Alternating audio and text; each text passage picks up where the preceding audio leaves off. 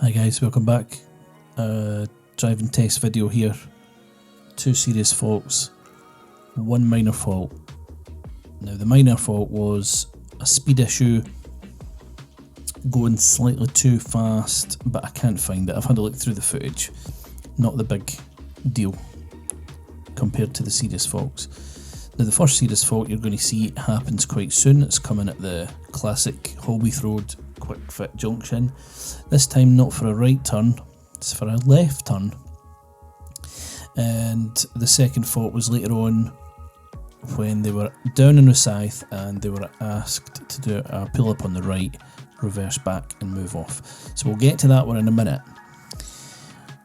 Now, here's the first fault coming up. The learner is asked to turn left at the lights. Now when you're turning left here, or if you're going straight on at these traffic lights, the priority is yours as opposed to oncoming cars. Now, have a look across the junction here at the van.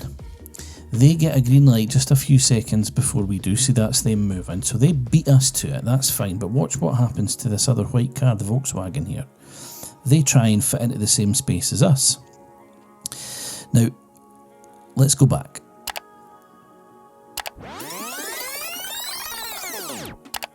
Now, I have watched this clip quite a few times and I haven't decided who is at fault here. There's no two ways about it. The white car was at fault.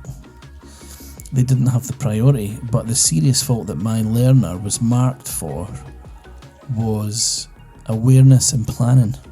Not being aware of a dangerous situation where 2 cars were trying to fit into one space.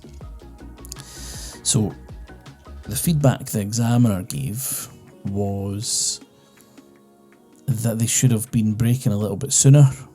My learner did put the brakes on and the examiner told them at the end that they had the brakes on at the same time. But I think that's a tough one. I think that's a little bit harsh.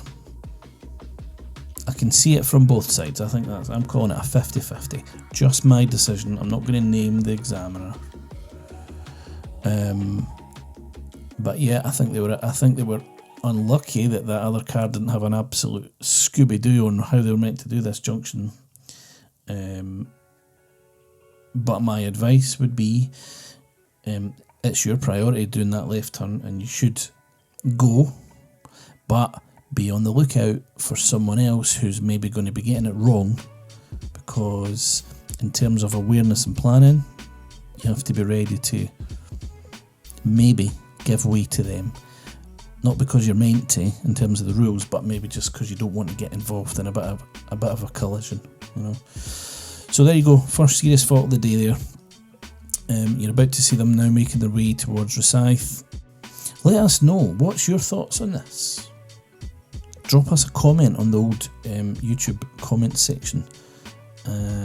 Was the examiner correct in your opinion? Or did they get it wrong? Let us know.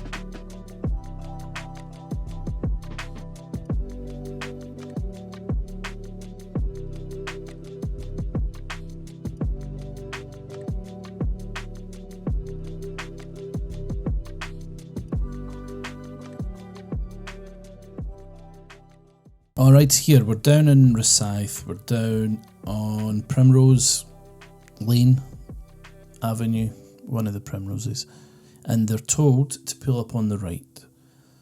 So that's what they do. They pull up on the right, they come to a stop, they've got quite a nice position, they've got a good angle, they've got a good distance from the curb. The examiner asks them to start reversing back, and the learner gets the car ready, and they have no issues at all with their observations. They start reversing back when it's safe to do so, and from watching the footage here, they done quite a good job of pausing every time a car approaches them. So you can see them starting to reverse now. Nothing coming towards them at the moment, so they get a little bit of progress made here. If you look up into the mirror, the rear view mirror, you'll see a car coming up the back. So they just take a little bit of a pause here, then they start going again. This is a little bit controversial, by the way.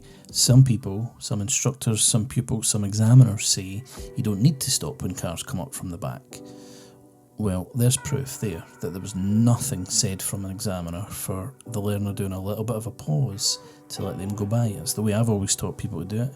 Pause when people come from the front, just like this. And pause. We're talking brief pauses. We're not talking secure the car and sit for ages. We're talking about just a little bit of a pause, let the car pass, and then move on again.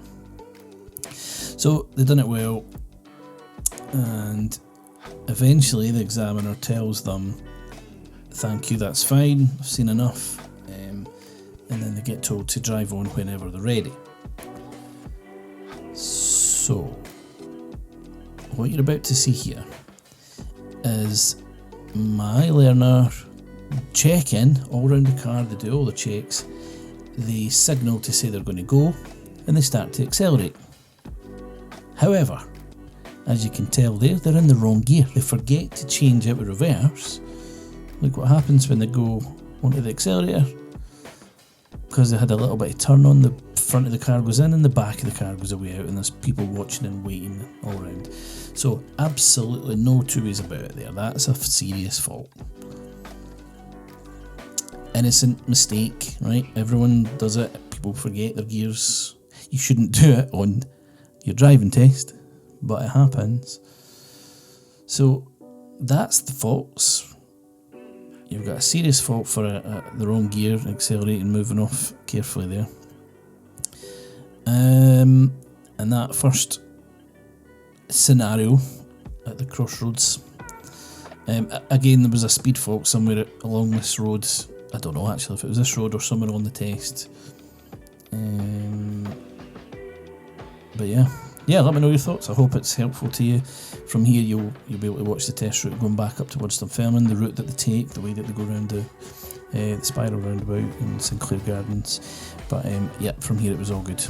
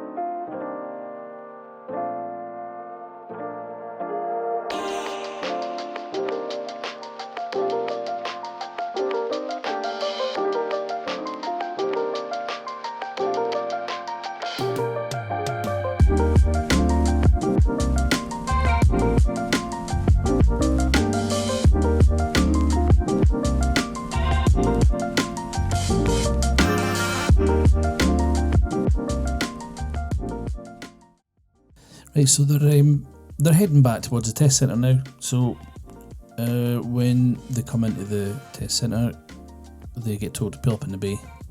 The examiner guides them in, and you'll see me standing there waiting, wobbling along to the car, just to get the feedback.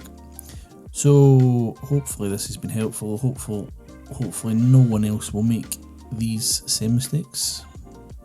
Thanks guys, catch you next time.